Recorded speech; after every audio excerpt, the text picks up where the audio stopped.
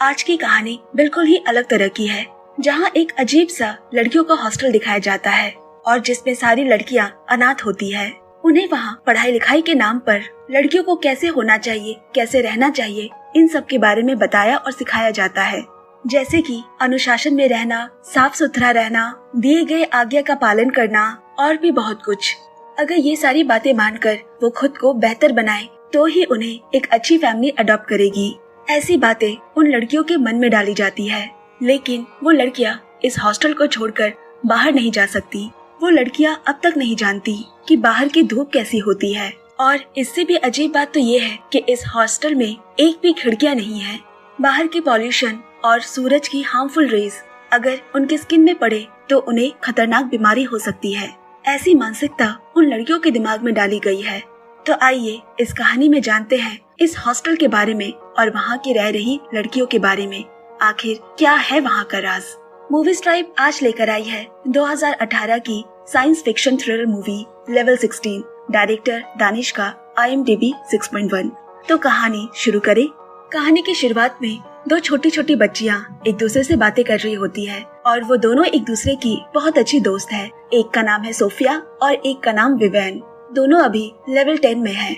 इसका मतलब ये है कि यहाँ लेवल वाइज स्टूडेंट्स को रखा जाता है। उम्र के मुताबिक लेवल्स भी बढ़ते जाते हैं।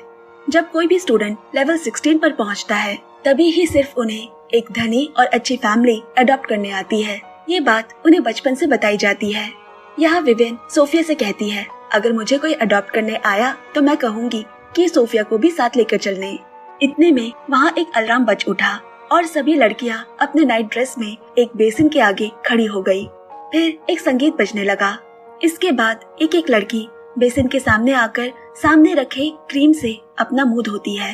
ग्रीन लाइट जलने के बाद ही वो लड़की अपने कमरे में जा सकती है। ग्रीन लाइट जलने का मतलब ये है कि तुम साफ हो। ये उन लड़कियों का डेली का रूटीन होता है। अब विवेन की बारी आने वाली है, लेकिन उसी वक्त सोफिया के हाथ से उसका क्रीम का डब्बा नीचे गिर गया।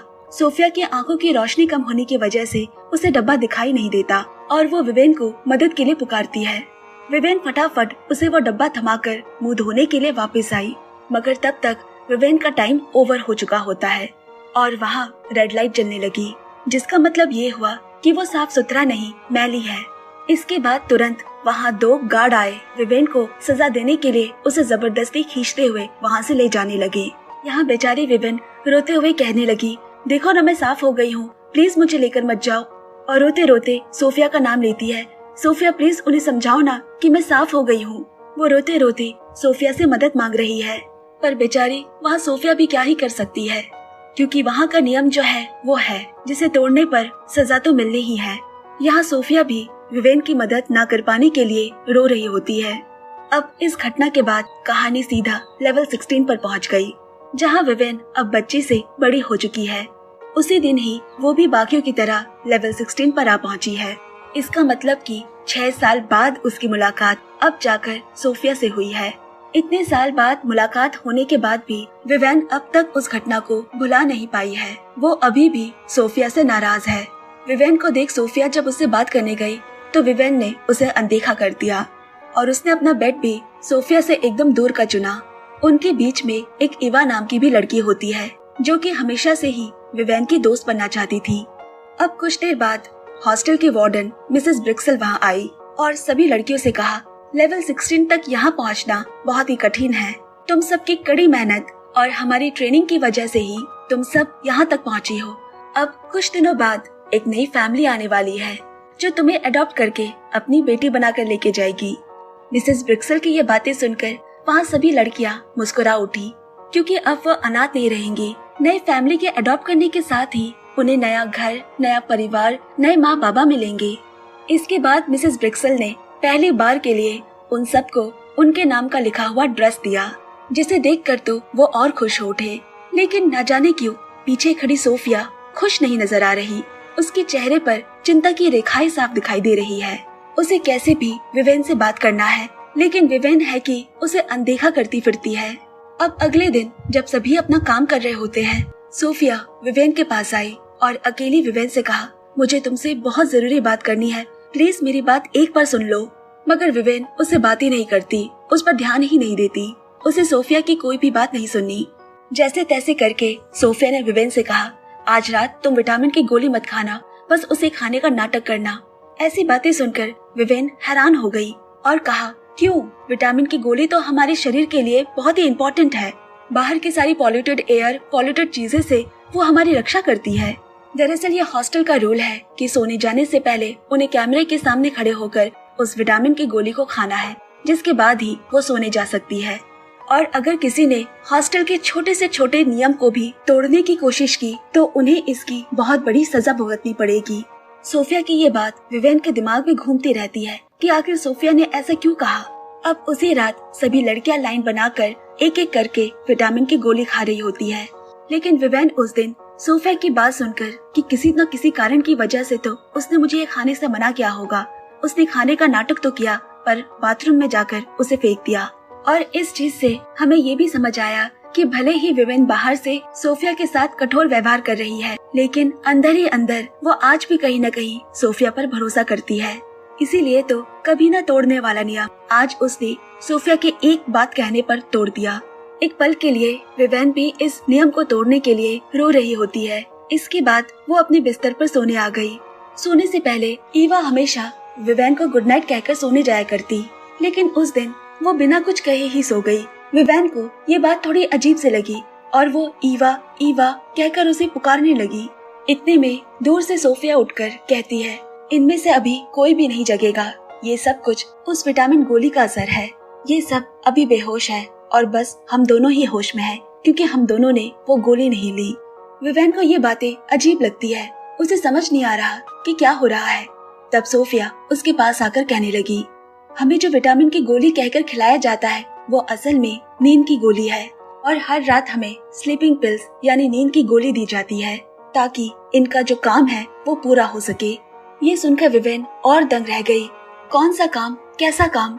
और तभी बाहर से मिसेस ब्रिक्सल के आने की आहट आई। सोफी ने जल्दी से विवेन को कहा, अभी गार्ड आने वाले हैं, तुम सोने का नाटक करना। और वो भी जल्दी जल्दी अपने बिस्तर पे जाकर लेट गई। अब कमरे में मिस ब्रिक्सल के साथ 2 गार्ड्स भी अंदर घुसे। इसके बाद मिस ब्रिक्सल ने गार्ड्स को रशियन भाषा में कहा, इन 2 लड़कियों को यहाँ से उठाओ, जिसमें से एक लड़की विवेन होती है। अब गार्ड ने दोनों लड़कियों को एक कमरे में ले जाकर सोफे पे लिटा दिया। जब सभी कमरे से बाहर निकले, उसी मौके पर विवियन उठकर दूसरी लड़की को उठाने की कोशिश करती है, लेकिन गहरी नींद में रहने की वजह से उस लड़की को कुछ भी नहीं पता चल पाता। कुछ देर बाद मिस ब्रिक्सल उसी कमरे में 2 बूढ़े कपल को लेकर आई। जो बूढ़ी महिला होती है उसका बर्ताव बड़ा ही अजीब होता है। जब भी देखो वो अपनी शक्ल आईने में बार बार देखती रहती है। मिस ब्रिक्सल ने उन कपल से कहा, आपको इन दोनों में से जो भी लड़की पसंद आ रही है उसे चुन ले। तो उस महिला ने दूसरी लड़की को चुना और फिर अपने हस्बैंड से पैसे पे करवाती है। इधर विवेन, जो कि पूरे होश और हवास में रहती है, ये सब बातें सुनकर उसे और झटका लगा। गार्ड ने फिर से विवेन को उसके बिस्तर पर लाकर लेटा दिया। ऐसे ही एक एक कर वो और भी लड़कियों को ले जाते। सोफिया को भी ले जाया गया। इनमें से जो भी लड़की नहीं चुनी जाती उन्हें वापस कमरे में लाकर लेटा दिया जाता। ऐसे ही 2-3 बार सिलसिला चलता रहा और इसके बाद आखिर में वो दरवाजा बंद करके चले गए। उनके जाने के बाद विवेन ने सोफिया से पूछा, ये सब क्या हो रहा है? पैसे देकर हमें खरीदा क्यों जा रहा है? मगर सोफिया को भी असली वजह नहीं पता कि ये सब क्यों किया जा रहा है। मगर अब वो यहाँ रहना नहीं चाहती, यहाँ से भागकर बाहर जाना चाहती है। और यहाँ से बाहर निकलने का समय भी वही है जिस वक्त मिस ब्रिक्सल लड़कियों को लेने कमरे में घुसती है। उस वक्त गेट खुला रहता है। अगर उस वक्त नहीं निकल पाए तो हमें एक पूरा दिन का इंतजार करना पड़ेगा। ये सारी एक एक डिटेल्स सोफिया को पता होती है, क्योंकि उसने लेवल 13 से ही उस विटामिन की गोली को खाना छोड़ दिया था और वो तब से यहाँ से भागने की कोशिश में है, लेकिन अब तक भाग नहीं पाई। सोफिया को ये भी पता है कि बंद दरवाजे एक कार्ड से खुलता है। अगर वो कार्ड हमारे हाथ लग गया तो हम यहाँ से बाहर निकल सकते हैं। सोफिया ये सारी बातें विवेन को भी बताती है। सुबह हो गई। अगले दिन सभी लेवल 16 की लड़कियों को देखने के लिए एक डॉक्टर आते हैं, जिनका नाम मायरो होता है। और ये डॉक्टर मायरो सिर्फ लेवल 16 की लड़कियों को ही देखने आया करते हैं। डॉक्टर मायरो ने कहा कि लेवल 16 की सभी लड़कियों को फीवर हुआ है, इसीलिए उन सभी को एक वैक्सीन लगानी पड़ेगी। वो एक एक कर सभी लड़कियों को वैक्सीन लगाते हैं। अब विवेन की बारी आई। विवेन को डॉक्टर की बातें, उनका व्यवहार देखकर बड़ा अच्छा लगा और ना ही वो मिस ब्रिक्सल की तरह स्ट्रिक्ट है। इसीलिए विवेन डॉक्टर के साथ खुलकर बात कर पाती है। डेली रूटीन में जो जो नियम थे वो सारे मानने के बाद अब सोने का वक्त हो चला है, जहाँ सभी लड़कियां सो रही होती है सिवाय विवेन और सोफिया के, क्योंकि दोनों ने ही गोली नहीं खाई थी। दोनों बातें करते हैं कि अब आगे उन्हें क्या और कैसे करना है। सोफिया बोली, हमें यहाँ से निकलने के लिए उस कार्ड की जरूरत है जो डॉक्टर मायरो मिस ब्रिक्सल के साथ साथ शायद गार्ड के पास भी हो, क्योंकि वो गार्ड रात में आकर लड़कियों को बुरी तरह से छुआ करते हैं। निकलना तो है उन्हें, लेकिन समझ नहीं आ रहा है कि कैसे।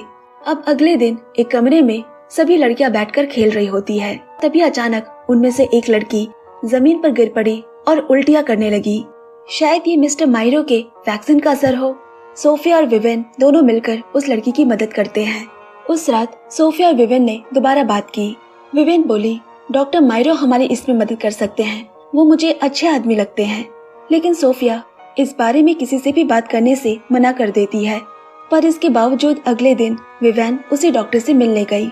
बातों बातों में विवेन ने डॉक्टर से कहा कि रात में सभी लड़कियों को सोने में तकलीफ हो रही है। डॉक्टर ने मिस ब्रिक्सल से इस बारे में बात करने को कहा और यहीं पर विवेन ने गलती कर डाली। नहीं, मिस ब्रिक्सल हमारी कोई मदद नहीं करेगी। मुझे पता है कि उन्हें सारी बात मालूम है।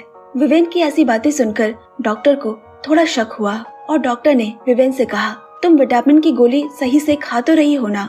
विवेन ने जवाब हाँ में तो दिया, पर डॉक्टर को यकीन नहीं होता और फिर डॉक्टर ने विवेन को विटामिन का हेवी डोज दिया। मतलब कि उन्होंने विवेन को एक तरह की हार्मफुल वैक्सीन लगा दी है। शायद उन्होंने विवेन के साथ कुछ गलत भी किया हो, क्योंकि जब वो बाहर निकली तो उसके बाल बिखरे थे और वो बहुत कमजोर महसूस कर रही है। सभी लड़कियां उसे अजीब नजरों से देखने लगी। विवेन अपना काम तो कर रही होती है, लेकिन कमजोरी की वजह से उसका पूरा सर घूम रहा होता है। थोड़ी देर बाद सोफिया उससे बात करने उसके पास आई और विवेन सोफिया से कहती है, मेरे नजदीक मत आओ, मैं मैली हूँ, मैं साफ नहीं हूँ।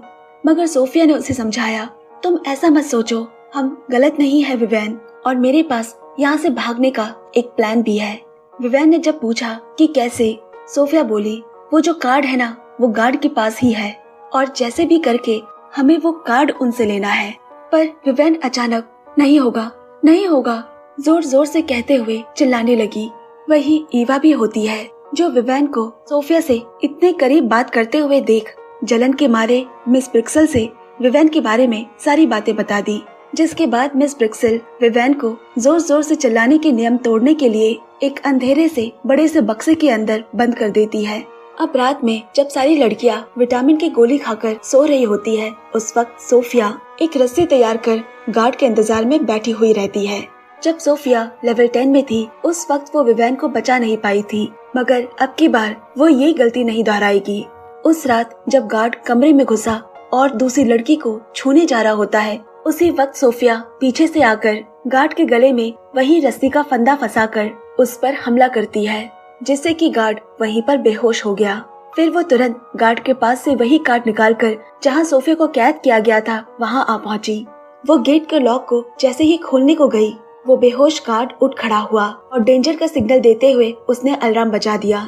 इधर डर से सोफिया कार्ड हाथ में लेकर ही विवेन को बिना बचाए वहाँ से भाग खड़ी हुई, लेकिन जाते जाते उसने विवेन से वादा किया कि वो उसे जरूर बचाएगी।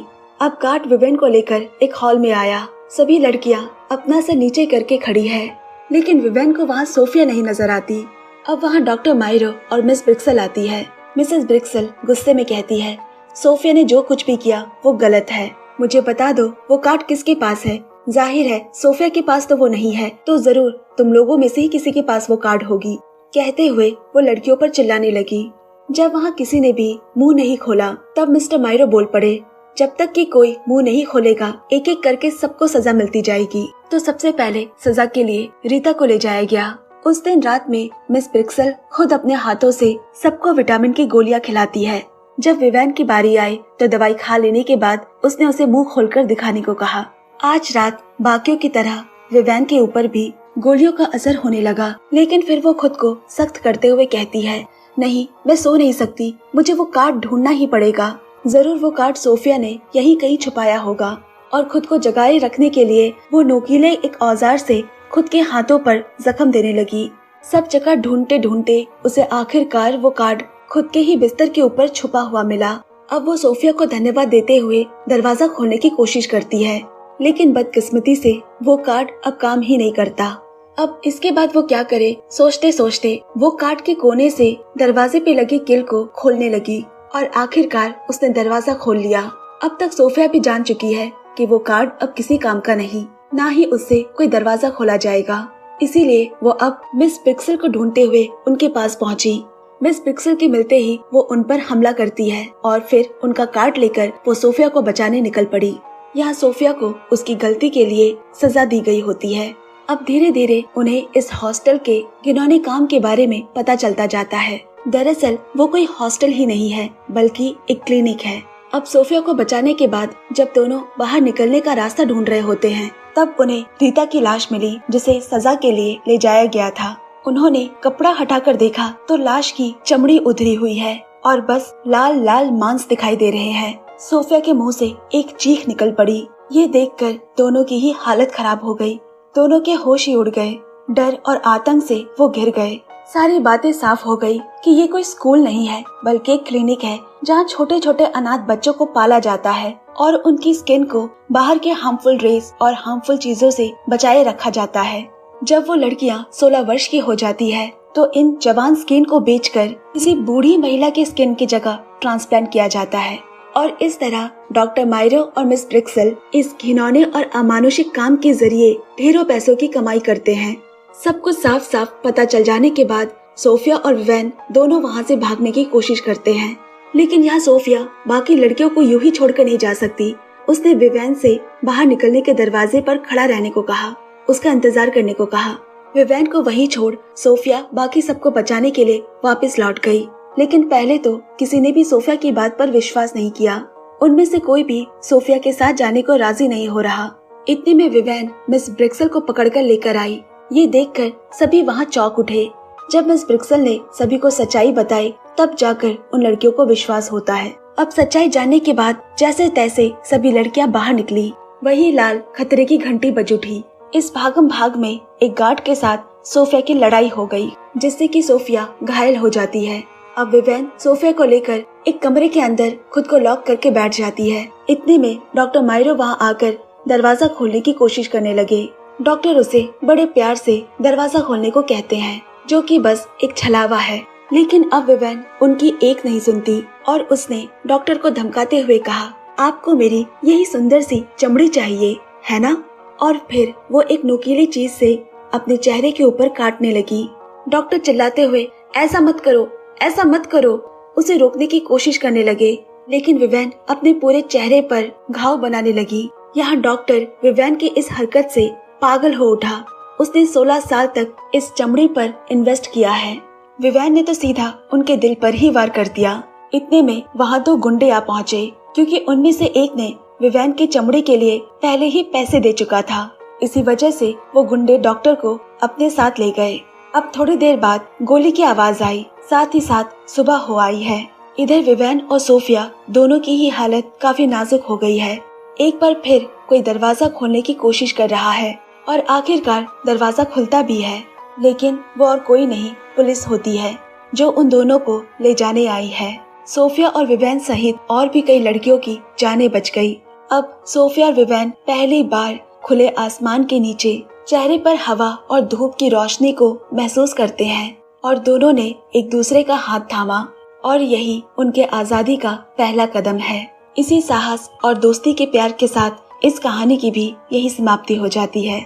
दोस्तों, अगर कहानी आपके भी दिल तक पहुंची हो तो जरूर इस वीडियो को लाइक और शेयर कर दे, कमेंट्स में हमें बताएं और नए हो तो चैनल सब्सक्राइब और बेल आइकन प्रेस करके पक्के से जाए।